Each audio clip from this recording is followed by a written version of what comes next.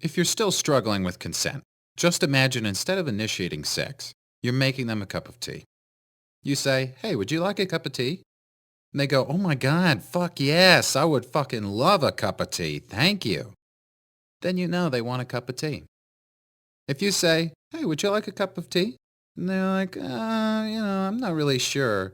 Then you could make them a cup of tea or not, but be aware they might not drink it. And if they don't drink it, then, and this is the important part, don't make them drink it. Just because you made it doesn't mean you are entitled to watch them drink it. And if they say no thank you, then don't make them tea. At all. Just don't make them tea. Don't make them drink tea. Don't get annoyed at them for not wanting tea. They just don't want tea, okay? They might say, "Yes, please. That's kind of you." And then when the tea arrives, they actually don't want the tea at all. Sure, that's kind of annoying as you've gone to all the effort of making the tea, but they remain under no obligation to drink the tea. They did want tea, now they don't. Some people change their mind in the time that it takes to boil the kettle, brew the tea, and add the milk. And it's okay for people to change their mind. And you are still not entitled to watch them drink it. And if they're unconscious, don't make them tea. Unconscious people don't want tea. And they can't answer the question, "Do you want tea?" Because they're unconscious. Okay, maybe they were conscious when you asked them if they wanted tea. And they said yes. But in the time it took you to boil the kettle, brew the tea, and add the milk, they are now unconscious. You should just put the tea down. Make sure the unconscious person is safe.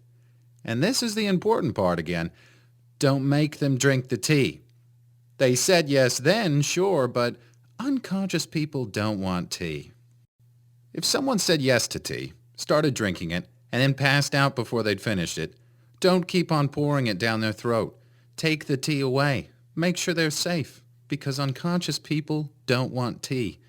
Trust me on this. If someone said yes to tea around your house last Saturday, that doesn't mean they want you to make them tea all the time. They don't want you to come around to their place unexpectedly and make them tea and force them to drink it going, "But you wanted tea last week." Or to wake up to find you pouring tea down their throat going, "But you wanted tea last night." If you can understand how completely ludicrous it is to force people to have tea when they don't want tea, and you're able to understand when people don't want tea, then how hard is it to understand it when it comes to sex? Whether it's tea or sex, consent is everything. And on that note, I'm going to go make myself a cup of tea.